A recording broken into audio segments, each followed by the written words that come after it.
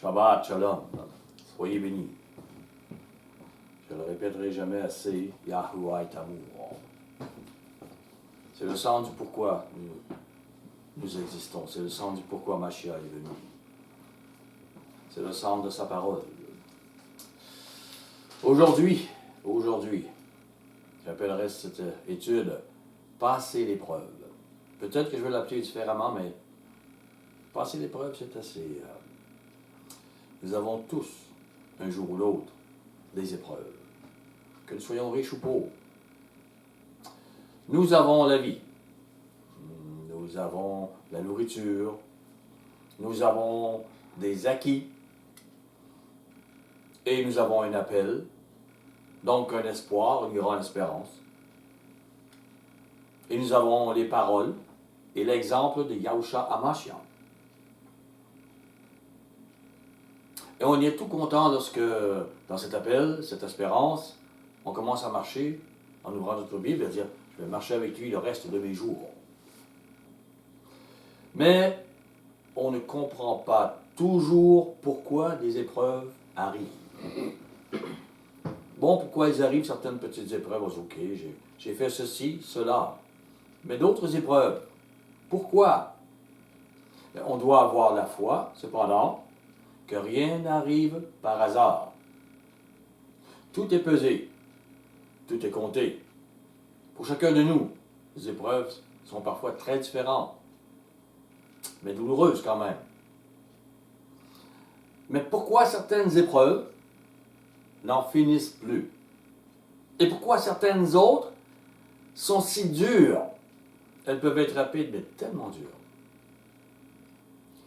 Si la mer était toujours calme dans nos vies, on ne grandirait pas dans la foi et on ne changerait jamais d'attitude. Le Maître veut nous changer. On ne peut pas dire « je deviens disciple de Mashiach » en restant disciple de nous-mêmes et de ce monde. Le Maître veut nous changer. Il nous a créés dans une mer agitée de péché. Et pas seulement les nôtres, là, dans cette mer de monde de péché, pour que nous changions. Nous sommes choisis pour que dans les tempêtes de nos vies, nous changions d'attitude. Le Maître veut nous montrer le pourquoi et la valeur des choses. S'il nous avait créés comme les anges, 30 milliards de personnes, sans avoir vécu ce que nous avons vécu là, nous ne comprendrions pas toute la sagesse, tout l'amour que peut avoir le Maître. Ce que sont la valeur des choses, la valeur de ce qu'il remet entre nos mains. C'est pour ça que nous apprenons aujourd'hui.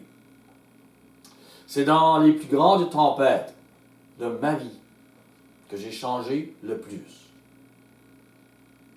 Et les épreuves que j'ai eues sont les dernières que j'aurais choisies, les dernières que j'aurais voulues. Pas celle-là, Maître. Je t'ai suivi, je te suis. Je parle de toi.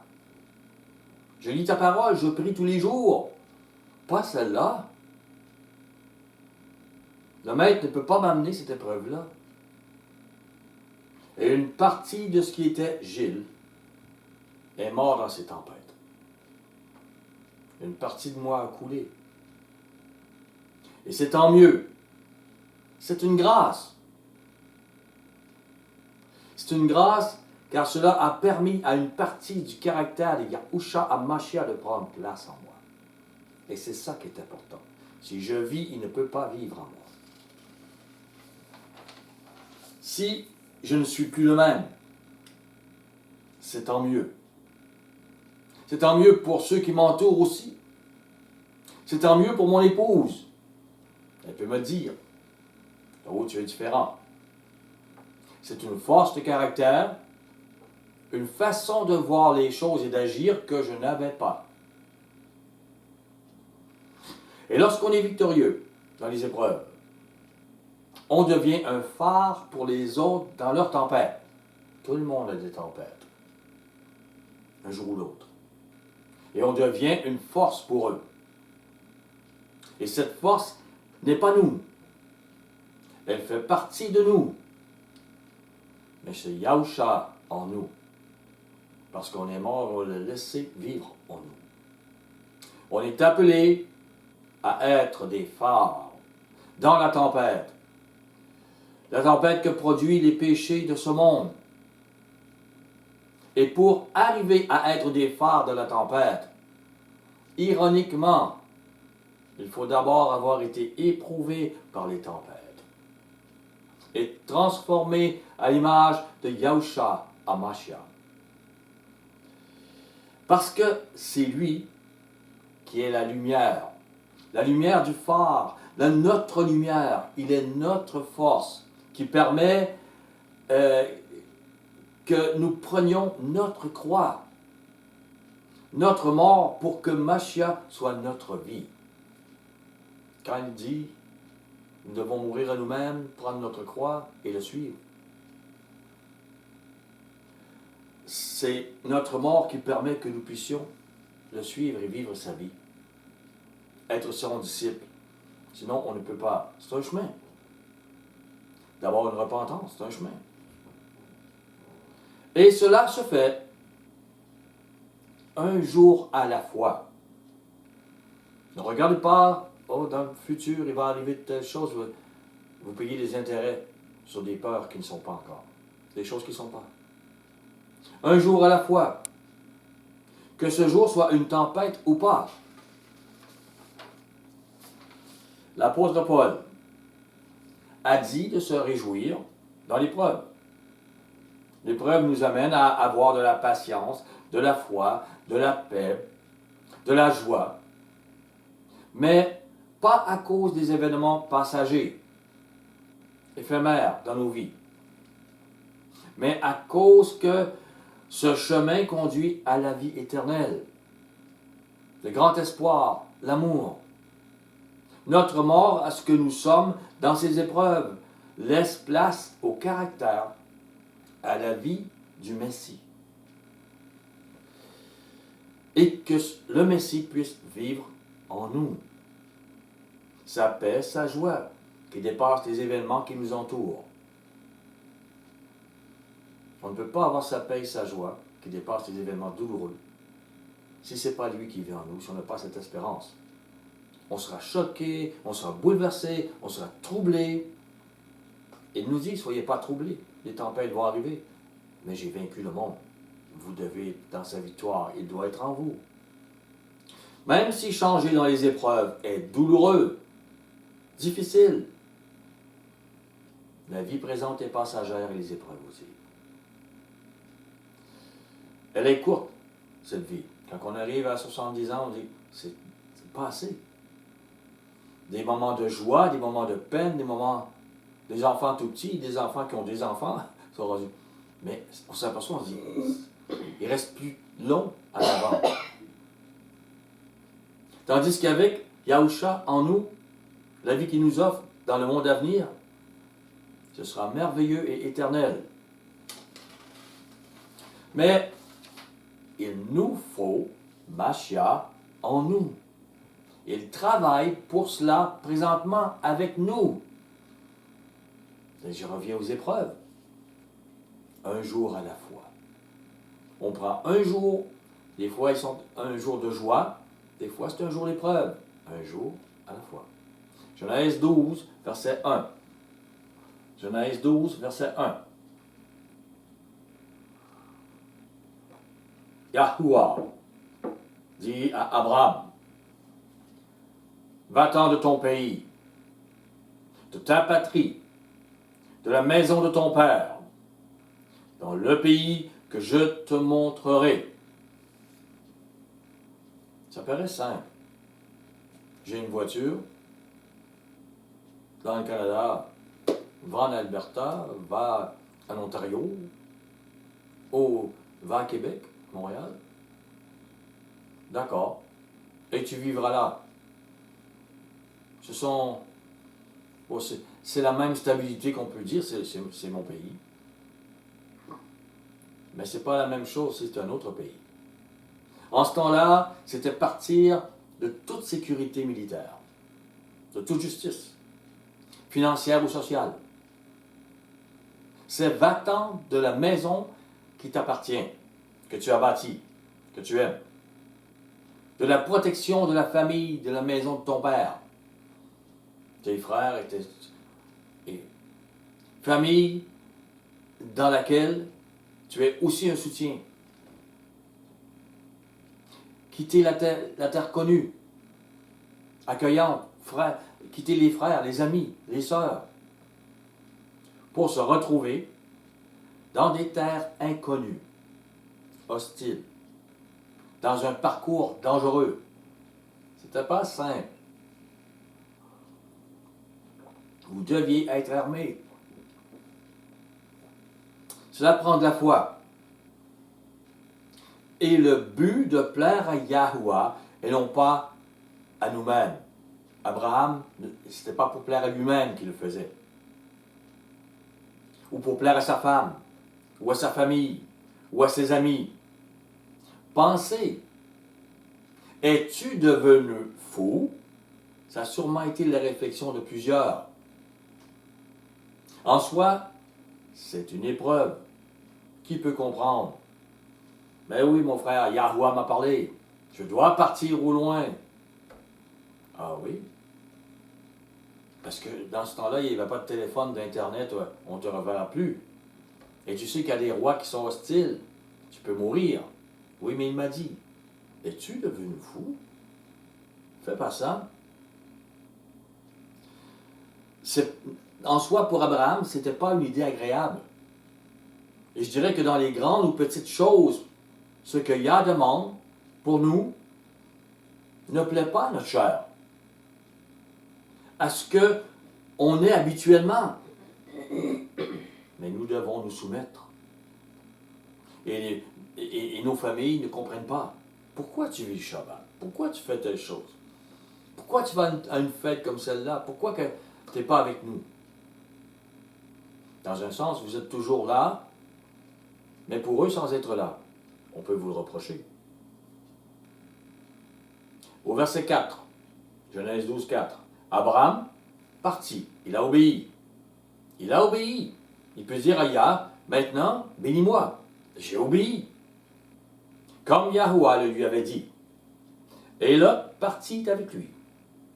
Abraham était âgé de 75 ans lorsqu'il partit de Charan. De Ur en Charan, la ville. À 75 ans. Après avoir bâti une maison, une situation stable, après avoir défriché des champs prolifiques. C'est dur de défricher des champs quand on est jeune. On le fait quand on a de la force. Vous pouvez penser à travailler moins. 75 ans. Relaxer un peu dans votre salon. Pas à partir dans un pays hostile, étranger, inconnu. Aller dans l'inconnu. Dans son pays, Abraham gérait sa vie. Il était honoré.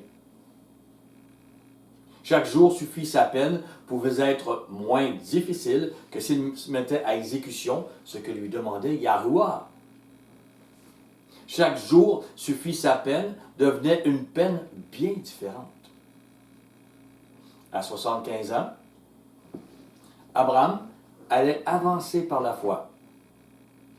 Et lorsque le maître de l'univers vous demande quelque chose, est-ce que vous avez la foi pour le faire?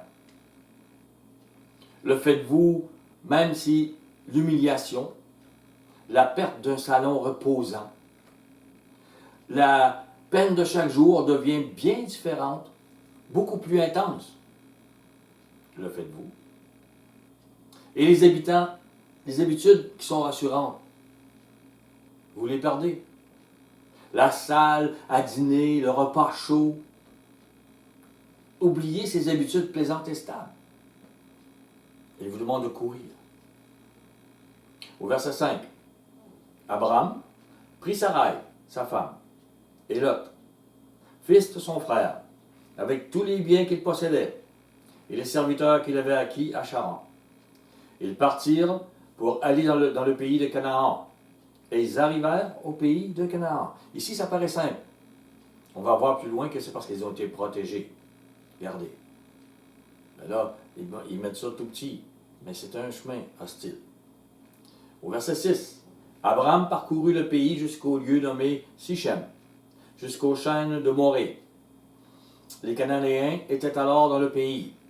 Yahuwah apparut à Abraham et dit, je donnerai ce pays à ta postérité. Et Abraham bâtit là un autel à Yahuwah, qui lui était apparu. Il transporta de là vers la montagne à l'orient de Béthel. Béthel, c'est maison de Yah. Et il dressa ses tentes, ayant Béthel à l'occident et Haï à l'orient. Il bâtit encore là un autre autel à Yahuwah, et il invoqua le nom de Yahuwah. Abraham continua ses marches en avançant vers le Midi. Il obéit, il obéit, il obéit. Il bâtit des autels, il prit son maître, très certainement, il l'invoque, il obéit. Verset 10. Il y eut une famine dans le pays. Il vient d'arriver. Il y a une famine. Et Abraham descendit en Égypte pour y séjourner. La famine est tellement grande qu'il n'y a plus rien à manger. Il doit se sauver de ce pays. Car la famine était grande dans le pays. La famine. Si on a des raisonnements humains, on peut dire, voilà la récompense d'avoir obéi à Yahuwah. J'ai tout fait, j'ai quitté ma famille. J'ai marché jusqu'où il m'a dit. Je suis rendu et maintenant je ne peux même plus rester dans le pays qu'il m'a dit qu'il me donnerait. Ce pays n'a pas de nourriture. Et la femme d'Abraham peut dire, est-ce que Yahuwah t'a vraiment parlé? Mais vraiment? Regarde Abraham, nous ne sommes pas bénis. Nous n'avons même pas à manger. Elle pourrait dire, retournons chez nous. On a des champs défrichés. La nourriture. La famille. Mais non. Abraham s'en va en Égypte. Plus loin de Charan, plus loin de Hur. Et elle le suit. Est-ce que les femmes d'aujourd'hui suivraient? Est-ce que vous suivriez votre mari jusqu'en Chine parce que le maître lui demande d'aller là-bas? Et vous, messieurs, est-ce que vous iriez en Chine aujourd'hui si vous le demandez? Pour le servir. Je mets ici quelque chose d'équivalent à ce qui était demandé à Abraham et à Sarah. C'était pas facile. Au verset 11.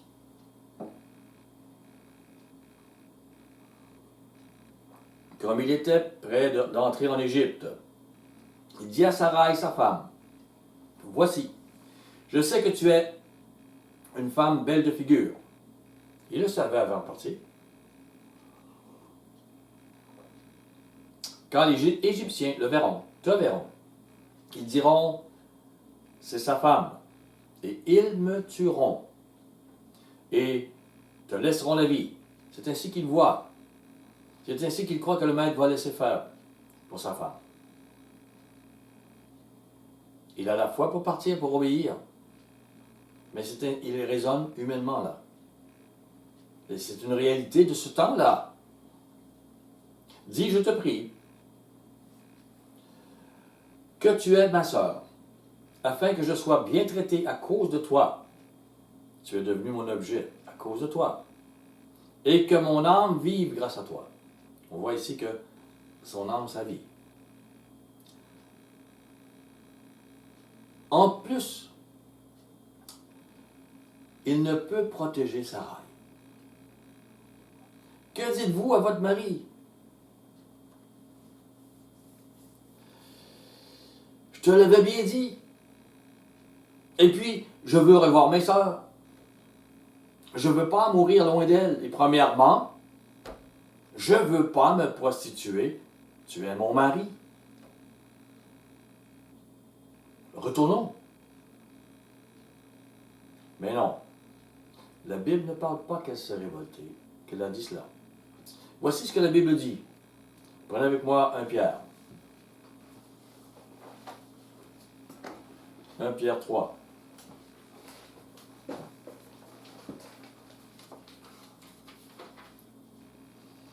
Verset 5.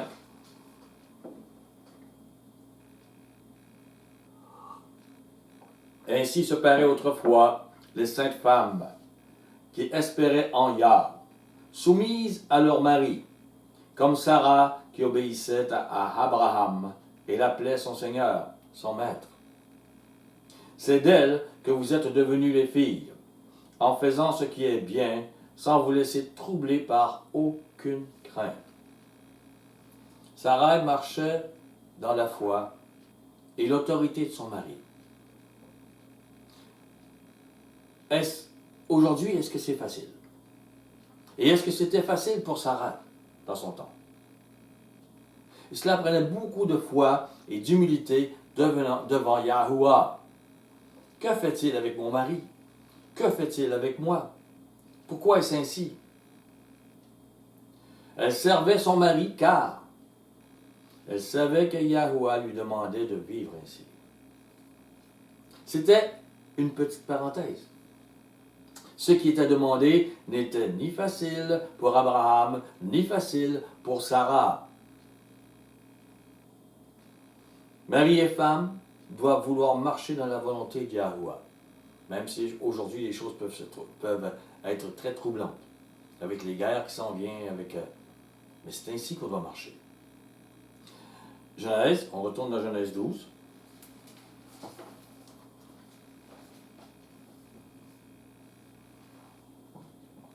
Je vous propose un marque-page à Genèse. Genèse 12, verset 14. Lorsque Abraham fut arrivé en Égypte. Donc les Égyptiens virent qu'elle était fort belle. Les grands de Pharaon la virent aussi et la vantèrent à Pharaon. Et la femme fut amenée dans la maison de Pharaon. Il traita bien Abraham à cause d'elle. Abraham reçut des brebis, des bœufs, des ânes, des serviteurs, des servantes, des ânesses, des chameaux. Elle était très belle. Pharaon voulait l'avoir. On payait une dot, on payait. Mais Yahuwah, donc on peut voir que Pharaon est quand même gentil. C'est pas? Il achète le droit de se marier avec Sarah, sa façon. Il donne une dot à son frère. Pour lui, c'est son frère. Il lui a dit que c'était son frère. Au verset 17.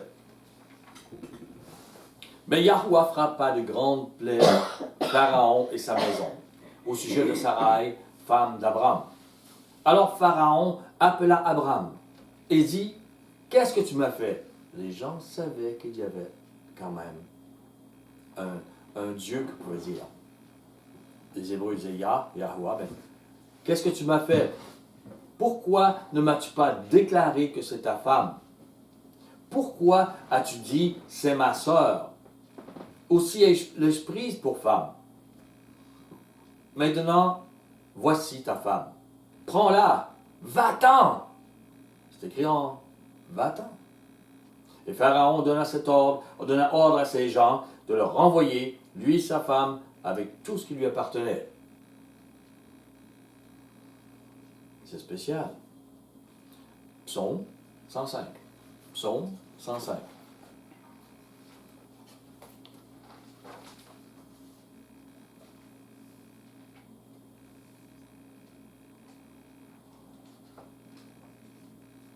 Verset 8. Il se rappelle toujours son alliance, ses promesses pour 1000 générations. L'alliance qu'il a traitée avec Abraham et le serment qu'il a fait à Isaac. Il a érigé pour Jacob en loi. Il l'a érigé, il a donné une loi. Pour Israël en alliance éternelle, disant, je te donnerai le pays de Canaan comme héritage qui vous est échu. Ils étaient alors peu nombreux, très peu nombreux, étrangers dans le pays. Ils allaient d'une nation à l'autre et d'un royaume vers un autre peuple. Mais il ne permit à personne de les opprimer. Il châtia des rois à cause d'eux. Ne touchez pas à mes oins, ne faites point de mal à mes prophètes. Voilà le voyage qu'il a fait pour se rendre à Canaan. Bien sûr, on voit ça comme s'il ne s'était rien passé. Le maître l'a protégé, il a châtié des rois pour qu'il ne touche pas à Abraham, à Sarah, etc. Ce n'était pas un voyage qui n'avait pas de danger. Parce qu'Abraham a obéi, le maître l'a protégé. Sinon, il ne se serait sans doute pas rendu à Canaan. Genèse 20. Genèse 20.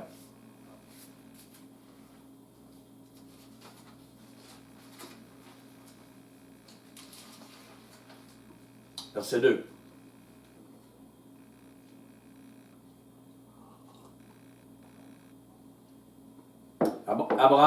Abraham disait de Sarah, sa femme, c'est ma sœur.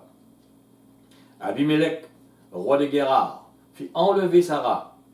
Alors, Yah apparut en songe à Abimelech pendant la nuit et lui dit, voici, tu vas mourir à cause de la femme que tu as enlevée, car elle a un mari.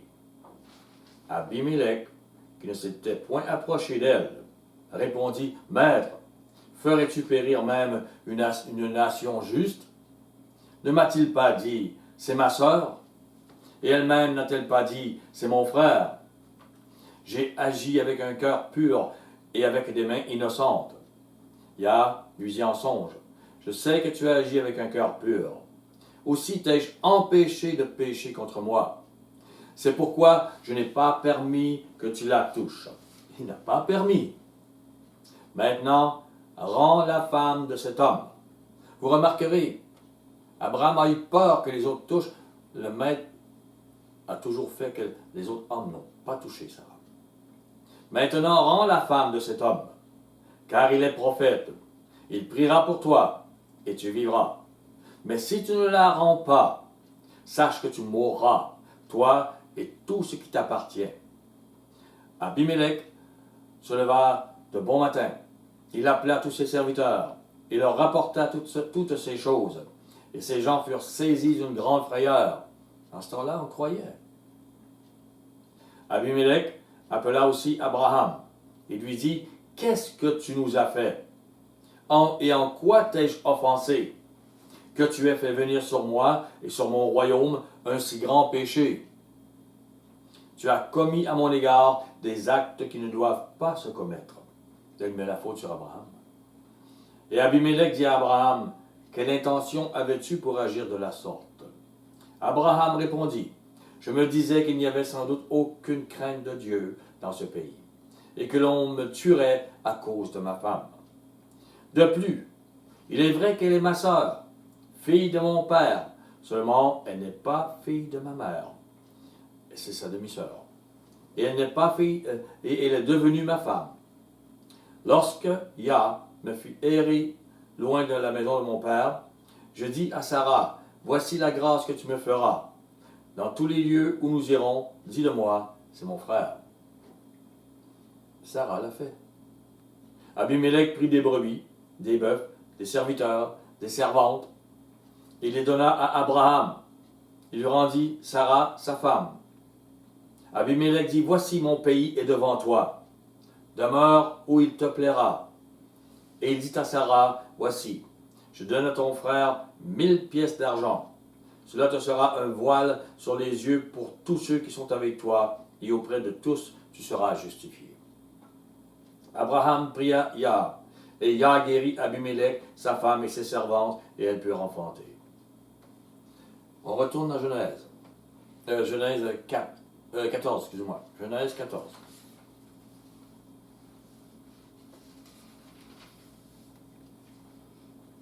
Verset 5.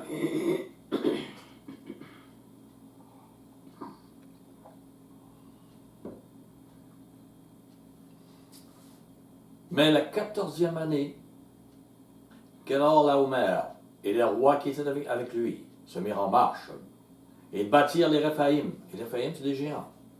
Ils sont plus grands que nous. À Ashitrot Karaim. Et les Uzim, les Aham, les Emim, à Shaver-Kijetaim, et les Oriens dans leurs montagnes de Séhir, jusqu'aux chaînes de Paran, qui est près du désert. Puis ils s'en retournèrent vers à En-Mishpat, qui est Kadès, et bâtirent les Amalécites sur tout leur territoire, ainsi que les Amoréens établis à Hatsatson Tamar. Alors s'avancèrent le roi de Sodome, le roi de Gomorre, le roi d'Adma, le roi de Tséboïm, le roi de Béla, qui est à Tsoar. Ils se rangèrent en bataille contre eux dans la vallée de Tsidim, contre Kéder le Homer, roi d'Élam, Tidéal, roi de Gojim, Amraphel, roi de Shinéar, et Arjok, roi d'Elassar. Donc 4 rois contre 5. La vallée de Sidim était couverte de puits de bitume. Le roi de Sodome et celui de Gomorre prirent la fuite. Ils tombèrent, le reste s'enfuit vers la montagne. Les vainqueurs enlevèrent toutes les richesses de Sodome et de Gomorre, et toutes leurs provisions, et ils s'en allèrent. Ils enlevèrent aussi avec ses biens Lot, fils du frère d'Abram, qui demeurait à Sodome, et ils s'en allèrent. Comprenez la grandeur, tous les rois qui étaient là. Un fuyard vint l'annoncer à Abram, l'Hébreu. Celui-ci habitait parmi les chaînes de Mamré, l'Amoréen, frère d'Escol et frère d'Aner, qui avait fait alliance avec Abram. Dès qu'Abram apprit que son frère avait été fait prisonnier, en fait il l'appelle frère parce que c'est le fils de son frère, il arma 318 de ses plus braves serviteurs, nés dans sa maison. Il poursuivit les rois jusqu'à Dan. Avez-vous imaginé le nombre d'hommes armés contre lequel Abraham allait se battre avec seulement 318 hommes avec lui? Il y en a peut-être des milliers là. Ils ont battu des rois, tout Sodome et tout. Quelque chose se serait-il passé avec la foi d'Abraham? Il en avait. Et il avait obéi à Yahuwah. Mais je dirais que sa foi grandissait. Genèse 14, verset 21. Le roi de Sodome dit à Abraham, « Donne-moi les personnes et je prends pour toi les richesses. » Parce qu'Abraham a vaincu. Abraham répondit au roi de Sodome, « Je lève la main vers Yahuwah, l'Élohim très haut, maître du ciel et de la terre. Je ne prendrai rien de tout ce qui est à toi, pas même un fil, ni un cordon de soulier, afin que tu ne dises pas, j'ai enrichi Abraham. Rien pour moi. Seulement, ce qu'ont mangé les jeunes gens et la part des hommes qui ont marché avec moi, Aner, École et Mamré, eux, ils prendront leur part. » Symboliquement, Abraham ne voulait rien de Sodome. Il doit en être ainsi de nous aujourd'hui. Pas un fil. Abraham a risqué sa vie pour délivrer son neveu Lot. Genèse 21, verset 22. En ce temps-là, Abimelech, accompagné de Picol, chef de son armée, parla ainsi à Abraham. « Yah est avec toi dans tout ce que tu fais. » Remarquez, la foi d'Abraham et le fait que Yahuwah était avec lui était visible pour ceux qui y portaient attention. Mais la foi que demanderait Yahuwah dans une épreuve ultime à Abraham serait d'un autre niveau. Comme s'il n'avait pas été éprouvé encore. C'est un niveau beaucoup plus élevé. C'est le niveau supérieur que peu nombreux peuvent vivre. Genèse 22, verset 1. Après ces choses, Yah mit Abraham à l'épreuve. Oh, la vraie. Et lui dit Abraham. Et il répondit, me voici. Je vais obéir. Tu veux que je parte je retourne à Charan? Tu veux que je fasse... Je vais faire. J'ai vu, tu agis. C'est plus la même chose. Yah dit, prends ton fils, ton unique, celui que tu aimes, Isaac, va-t'en au pays de Morija, et là, offre-le en holocauste, sur une montagne que je te dirai. C'est-à-dire qu'il devait tuer et le brûler, en holocauste. Et remarquez, l'unique. Mais Abraham a aussi Ishmaël, qu'il aime. Mais Isaac est l'unique fils de la promesse. L'unique fils pour la bénédiction. Et voilà pourquoi Yahweh parle d'un fils unique. Mashiach est l'unique fils né parmi nous. Pour nous. Pour la promesse. Les êtres humains voyaient la foi d'Abraham. Mais Yahweh allait éprouver jusqu'à sa limite la foi d'Abraham. Que faites-vous lorsque, dans votre vie, vous avez obéi et que votre foi a, d'après vous, été éprouvée et que, comme si de rien n'était, Yahweh permet que l'épreuve monte à un niveau très supérieur. Oh! Vous êtes maintenant plus âgé. Votre maison est payée, vos voitures sont payées, vous êtes dans la stabilité. Et vous avez dit, nous avons été éprouvés, nous avons passé, notre mariage est sauvé, notre vie, les choses vont, nos enfants sont placés. Mais il montre une épreuve encore plus haute que vous avez vécue. Que faites-vous? Vous détournez-vous? Vous découragez-vous? Vous révoltez-vous? C'est important là.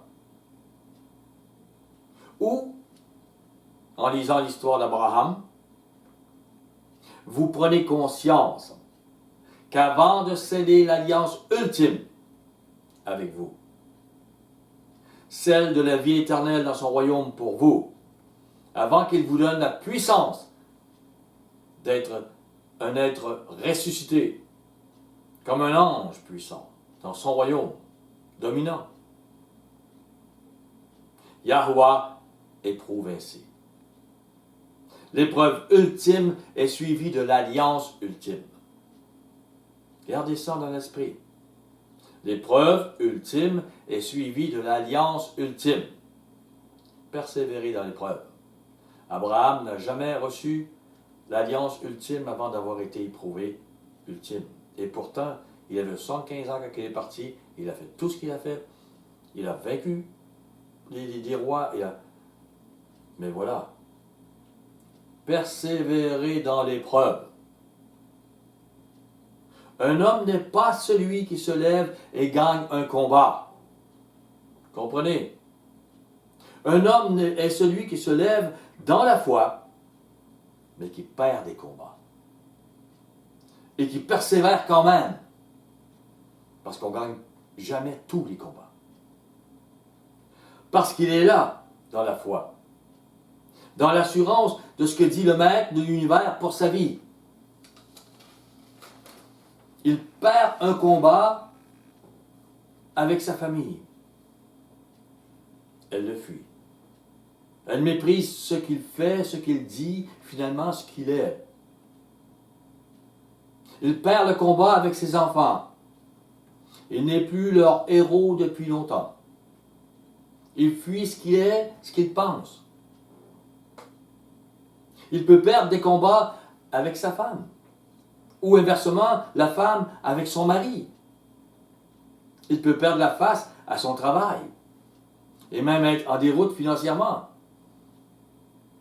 Et une femme qui n'a pas la foi peut lui dire, regarde ce que tu fais. La façon que tu agis. Tu perds ton travail, tu perds tout. Et qu'est-ce que vous faites? Oubliez la route facile. Parce que chrétienne. Parce qu'on est disciple de Mashiach. La vie est dure. Vous pouvez le répéter. Et l'alliance qui veut vous donner éternellement est encore, on dirait, plus dure. Elle est dure la vie pour tout le monde, à un moment donné ou à un autre. Oubliez l'homme musclé qui ne fait jamais de dépression.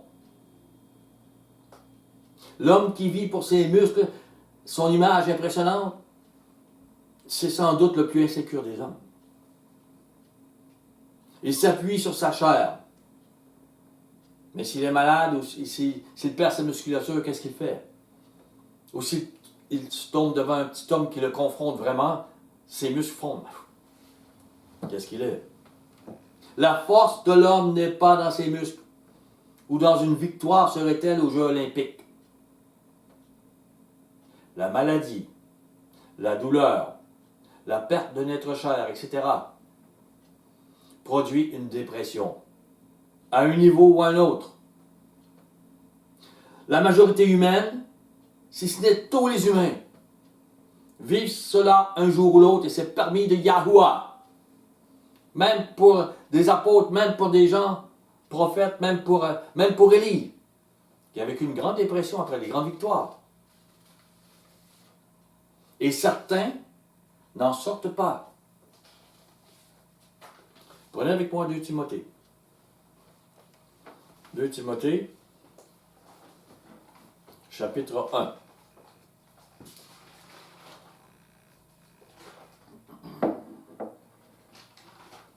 Verset 15. C'est un exemple, il y en a plusieurs. Et ce n'est pas parce que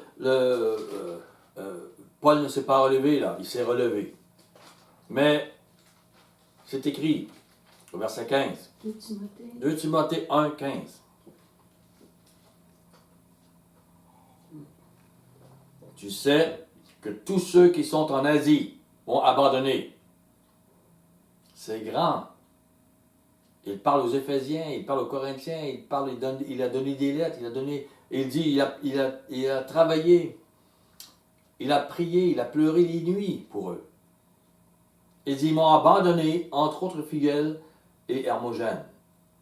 Que le Maître répande sa miséricorde sur la maison d'Onésiphore. Pourquoi? Car même si les autres m'ont abandonné, car il m'a souvent consolé. Pas une fois, souvent consolé. Il n'a pas eu honte de quoi? De mes chaînes. Il est emprisonné. Et Onésiphore vient souvent le consoler. Pourquoi Onésiphore a-t-il souvent consolé Paul? Parce que Paul était humain. Il était enchaîné.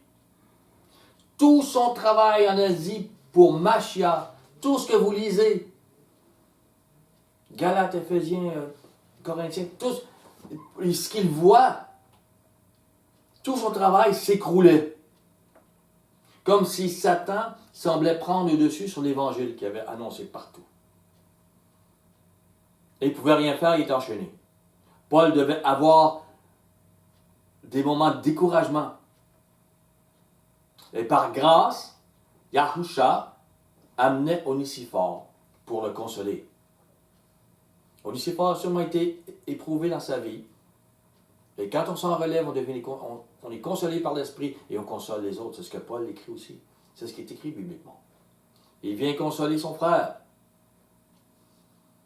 Le consoler d'être prisonnier. Le consoler de perdre ses enfants spirituels. Pour lui, c'est comme ses enfants. Tandis qu'il était prisonnier. Tu sais, parfois on dit, je voudrais avoir de l'argent, aider mon enfant pour avoir une maison, pour payer ses dettes. Et Paul était comme prisonnier et il voyait l'ennemi qui brisait tout. Et les gens qui ne suivaient pas. Et quand il écrit parfois aux Corinthiens, il dit, vous me laissez pour d'autres. Paul vivait une certaine dépression. Ce n'était plus si joyeux. Pensez au début. Il y avait eu le début, il avait été battu, il était en prison avec Silas. C'était... il a été jugé digne, il était content. Il se réjouissait et il louait. Les murs de la prison ont tombé. C'était le début. Waouh, la victoire. Mais on ne voit pas la victoire juste quand on fait une victoire. Un homme n'est pas vu juste par un combat qu'il a gagné. Il y a des attaques répétitives de l'ennemi dans la vie. 10 ans, 20 ans, 50, 30 ans, votre vie. L'usure des années.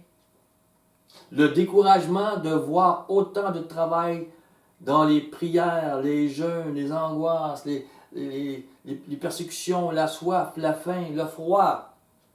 Tout ce travail détruit dans ce qui semble être une nuit de ténèbres et non de lumière, malgré tout ce qu'il a fait. Et le maître envoie Lucifer pour le consoler, souvent. Comprenez, c'était pas plus facile. Vous pensez, ils avaient l'esprit des miracles et tout ça. Il y avait des attaques aussi puissantes que qu'est-ce qui arrivait. Le maître vous donne des enfants. L'un d'eux est malade. Ça dure et c'est pas drôle, mais il meurt, malgré vos prières. Vous avez obéi une partie de votre vie. Pourquoi?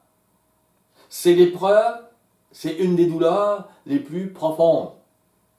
Ça vient vous chercher. Songez, le maître ne vous a pas demandé de prendre vous-même la vie de votre enfant et de le brûler dans un holocauste. Comme il le fit avec Abraham. Prenez avec moi Hébreux. Hébreux 11, verset 17.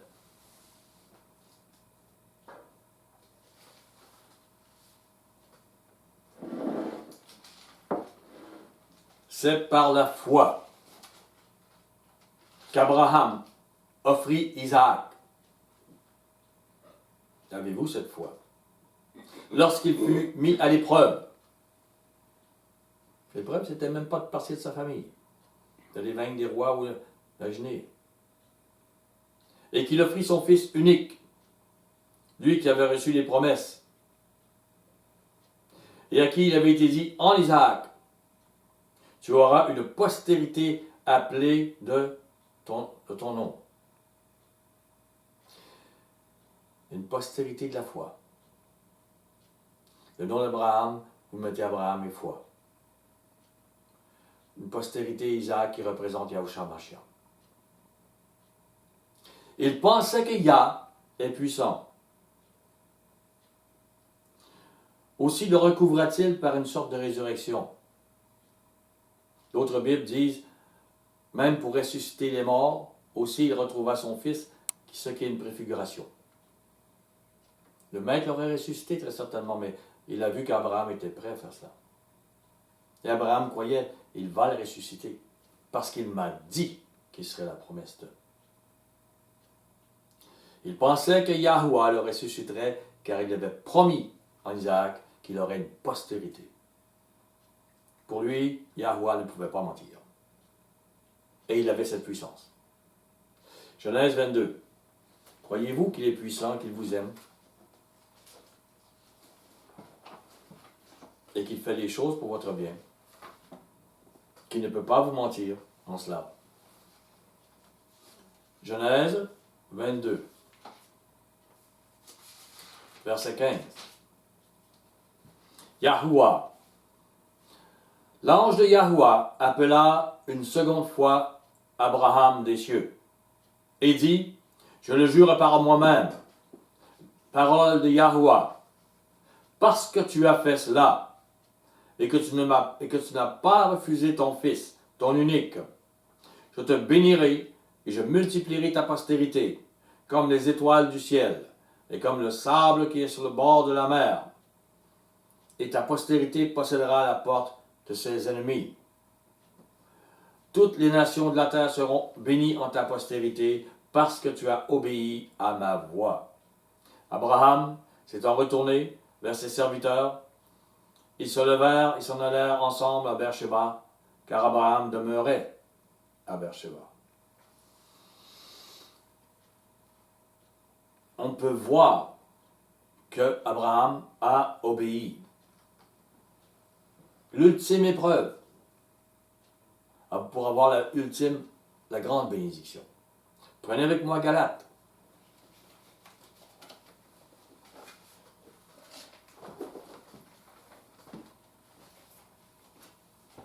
Galates 3, verset 6. Galates 3, 6.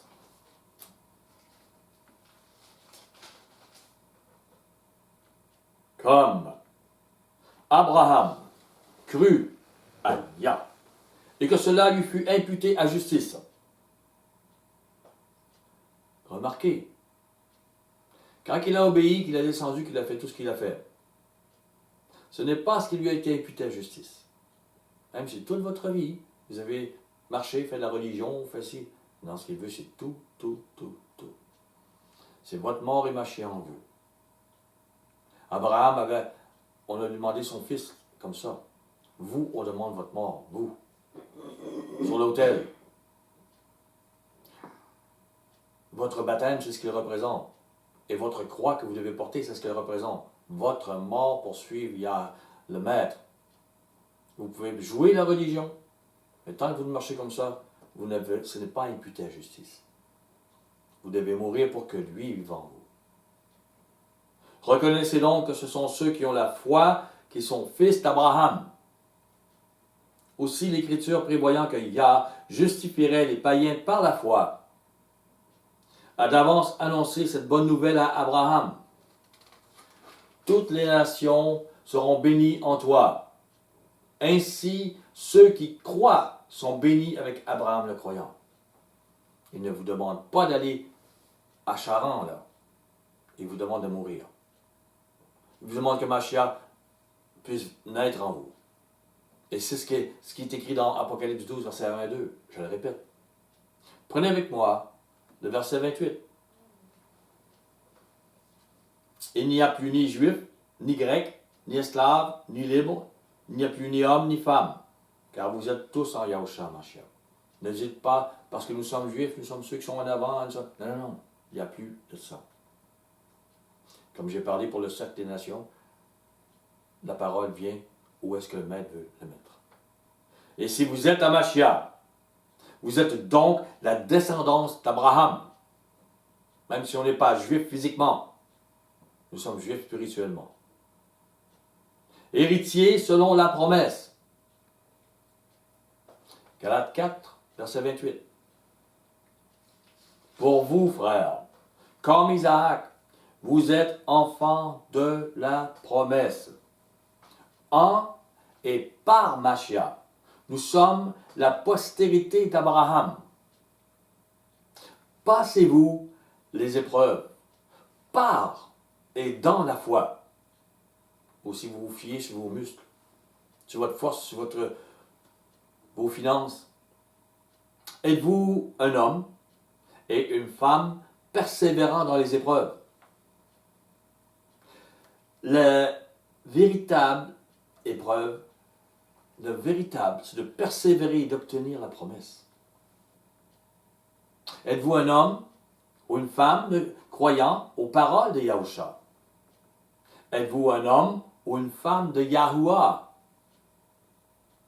Avez-vous foi qu'il a le contrôle sur tout ce qui vous arrive, aussi pénible que cela soit-il? Avez-vous foi qu'il le fait pour votre bien? Il le fait pour votre bien. Il a demandé le fils d'Abraham pour son bien, pour le bénir, l'ultime.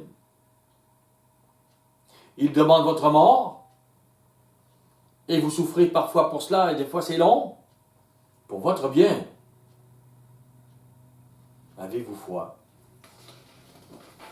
La bénédiction qu'a reçue Abraham pour avoir été fidèle à la volonté de Yahuwah, cette bénédiction donc a coulé sur Isaac, sur Jacob, et par Mashiach, sur une multitude, et sur vous, si vous avez la foi, si le Maître ouvre votre esprit pour comprendre, et si vous avez la foi pour marcher dans ce qu'il vous apprend.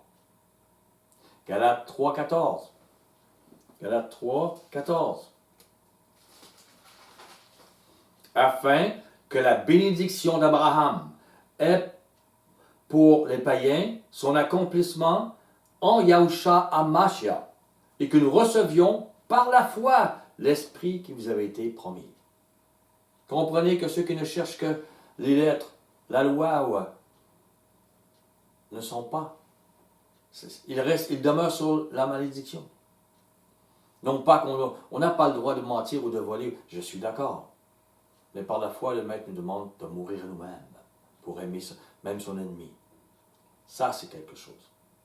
Quelle que soit l'alliance, celle avec Abraham, avec Moïse, ou celle avec Mashiach, la justification est pour ceux qui font la volonté de Yahuwah, par la foi, selon l'alliance qui leur est proposée.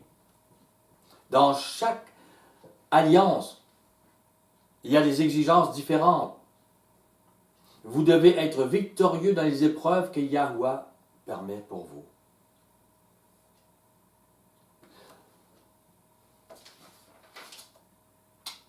Comme je l'ai déjà dit, si la mer était toujours calme dans nos vies, on ne grandirait pas dans la foi.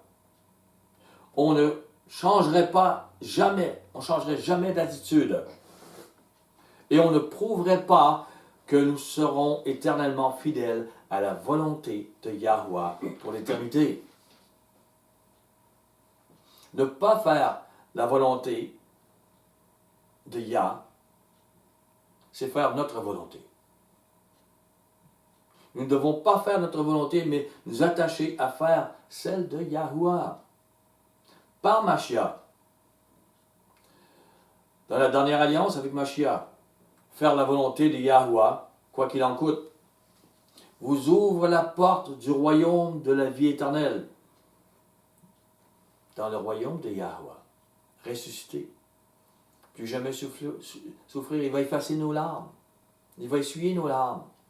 Il nous amène d'un royaume de paix, de joie.